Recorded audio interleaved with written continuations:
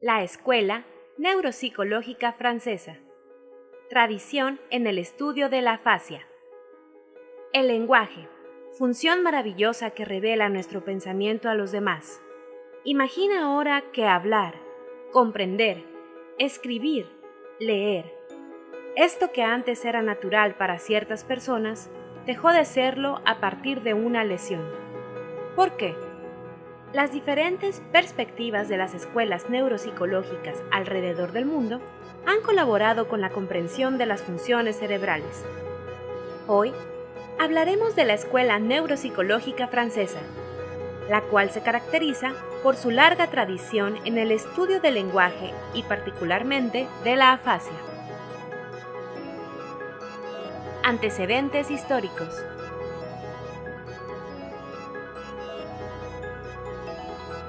Durante el periodo clásico, Jean-Baptiste Guillac fue un defensor de la localización de las funciones cerebrales, especialmente del habla. En 1825, hizo una de sus más reconocidas publicaciones, titulada Tratamiento clínico y fisiológico de la encefalitis o inflamación del cerebro, en el que incluye uno de los primeros estudios sobre la localización de las funciones cerebrales.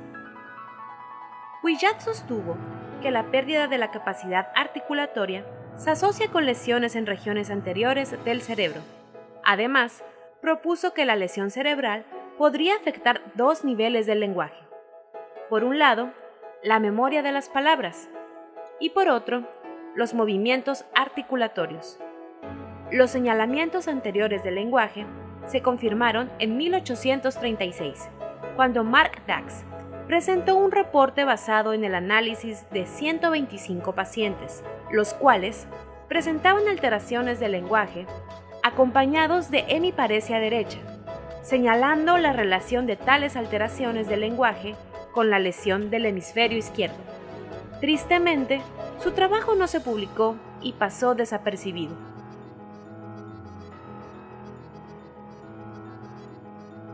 El paciente que cambió la historia de la neurociencia. Louis-Victor Le Bon nació en 1820 en Moret-sur-Loing, un pintoresco pueblo cercano a París. Era el cuarto de 6 hijos. Le Bon fue epiléptico desde su niñez, pero no fue hasta la edad de 30 años que un ataque lo dejó sin habla, obligándolo a ser internado en el Hospital Bicêtre de la capital francesa los siguientes 21 años hasta su muerte. Apodado Tan, porque esa era la única palabra que podía pronunciar, fue atendido hasta su muerte el 17 de abril de 1861 por el neurólogo Paul-Pierre Broca. Cuando Broca realizó la autopsia del cerebro de Le Bon, observó una malformación en el lóbulo frontal izquierdo y concluyó que esa era el área cerebral donde se generaba el habla. El caso fue presentado por Broca en un congreso de la Sociedad de Antropología a París, donde utilizó la ocasión para informar que había descubierto que en la parte media del lóbulo frontal del paciente, específicamente en la tercera circunvolución frontal del hemisferio izquierdo, se encontraba el centro cortical del habla. Esta región cerebral fue denominada posteriormente área de Broca.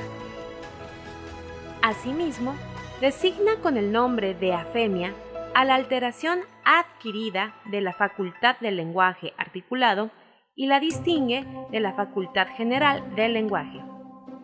Broca tuvo la precaución de guardar el cerebro de Le Bon para la posteridad.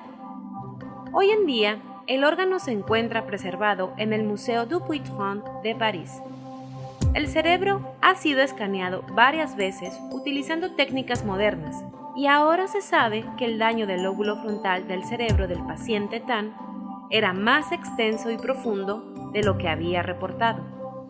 Sin embargo, su descubrimiento fue vital para establecer la clasificación de uno de los síndromes neuropsicológicos por excelencia, la afasia. El término afasia es acuñado por el médico francés Armand Rousseau, quien en 1864 se opuso a denominarla afemia como Broca señalaba, y la definió como un estado patológico que consiste en la pérdida completa o incompleta de la facultad de la palabra, con conservación de la inteligencia y de la integridad de los órganos de la fonación. Concepción del sistema nervioso de la escuela francesa. Si bien estos primeros trabajos influyeron en el desarrollo de la escuela francesa, podemos identificar dos grupos importantes que han tenido un gran impacto en el desarrollo metodológico de la misma. Un grupo representado por François Lhermitte y otro por Henri Hecquin.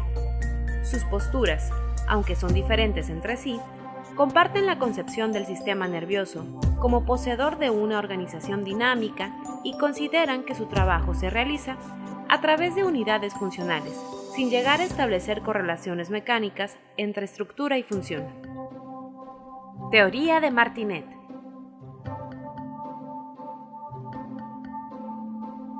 Los trabajos de François Lhermitte y Henri Hecquin retoman la teoría del funcionalismo lingüístico de André Martinet. Martinet distingue 4 niveles de lenguaje. 1. El rasgo, definido como el estado funcional del aparato fonador, resultante de la acción o falta de acción de diferentes músculos. 2. El fonema, que es el resultado audible producto de la interacción de ciertos rasgos para producir un sonido. 3. El monema o morfema, que es el segmento lingüístico significativo más pequeño y resultante de la organización secuencial de uno o varios fonemas. 4.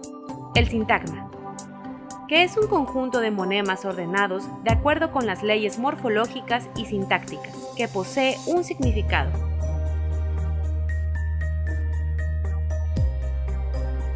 Explicación de la afasia bajo el enfoque psicofisiológico. François Lhermitte explica la afasia desde un enfoque psicofisiológico. El autor aseguraba que la afasia es producto de la alteración de los mecanismos fisiológicos y sensoriomotores que apoyan al lenguaje. Asimismo, hizo una distinción entre aspectos psicológicos y aspectos fisiológicos del lenguaje. Dentro de los aspectos psicológicos, el autor aseguraba que el lenguaje se relaciona con todas las actividades intelectuales y de la personalidad, y dentro de los aspectos fisiológicos, menciona que la función del lenguaje se realiza a través de la organización nerviosa basada en los sistemas sensoriomotores que reciben y envían los mensajes. El lenguaje afásico y el normal se describen entonces como racimos de unidades, en donde los menos complejos participan en la estructuración de los más complejos, resultando un sistema jerarquizado de varios niveles de integración. Lhermitte refiere que una lesión destruye una parte del cerebro y no una función específica. Por lo tanto, la producción final del paciente depende de las partes no dañadas del sistema nervioso. La alteración de estas otras funciones dependería de la localización y de la extensión de la lesión cerebral. Explicación de la afasia bajo el enfoque neurolingüístico. Para Hecquin, la neurolingüística permite descripciones de las alteraciones del lenguaje más coherentes, que resultan como consecuencia de lesiones focales del cerebro. Hecquin define la afasia como alteración en la comunicación verbal debida a lesiones cerebrales circunscritas. El autor aclara que esta definición no es satisfactoria porque la alteración del lenguaje está definida por la lesión focal que la ocasiona, más que por cualquier característica especial de la alteración en sí misma. Hecquin plantea que la categorización de la patología del lenguaje debe permitir una mejor integración entre las descripciones de los métodos lingüísticos y las descripciones anatomoclínicas, además de incluir los modelos anatomofisiológicos para aclarar los mecanismos de las alteraciones. Tiene la comprensión alterada. La perspectiva de Hecquin se fundamenta en que la corteza cerebral tiene una organización flexible y dinámica donde cada zona funcional es responsable de actividades específicas.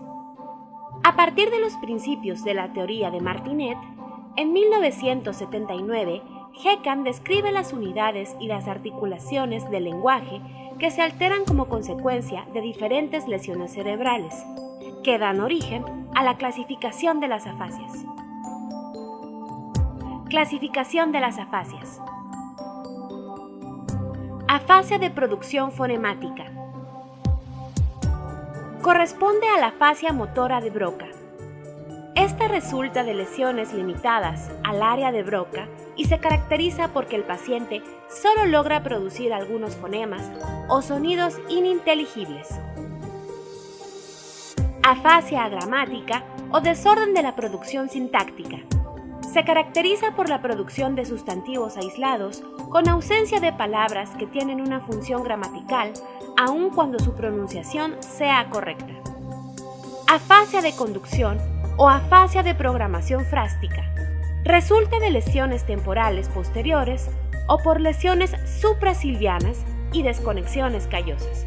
Este tipo de afasia se caracteriza por alteraciones en la repetición y en la denominación de objetos, por presencia de parafasias literales en el lenguaje espontáneo y ocasionalmente en el lenguaje escrito, así como la presencia de abundantes paralexias en la lectura en voz alta. Afasia amnésica o alteraciones de la selección de morfemas. Afasia amnésica o alteraciones de la selección de morfemas. Hecan reconoce dos formas de afasia amnésica, una de modalidad no específica, que denomina afasia anómica, y otra de modalidad específica, que denomina afasia óptica o afasia táctil. Afasia sensorial. En general, resulta como consecuencia de lesiones en el área de Wernicke. En este tipo de afasia, la alteración primaria se encuentra en la recepción y la comprensión verbal. El lenguaje espontáneo es fluente con entonación y expresión facial y gestual conservadoras, a pesar de que el contenido mismo de la expresión verbal es incomprensible. Como se ha observado, en la neuropsicología clínica, la función alterada que mayor atención ha recibido es la función del lenguaje y, sin lugar a dudas, la escuela neuropsicológica francesa se caracteriza por su tradición en el estudio de la afasia. La zona del lenguaje descrita en esta escuela está muy cercana al esquema clásico, pero a diferencia de este, su organización funcional se representa de una manera mucho más flexible. Aún queda camino por recorrer. La investigación y estudios crecen y la tecnología en neuroimagen avanza. Sin embargo, los aportes de los grandes precursores de la neuropsicología francesa siguen siendo una base importante en el estudio de la afasia, que conforme se profundiza, brinda la oportunidad de ayudar con eficacia a quien ha perdido la capacidad de comunicarse verbalmente.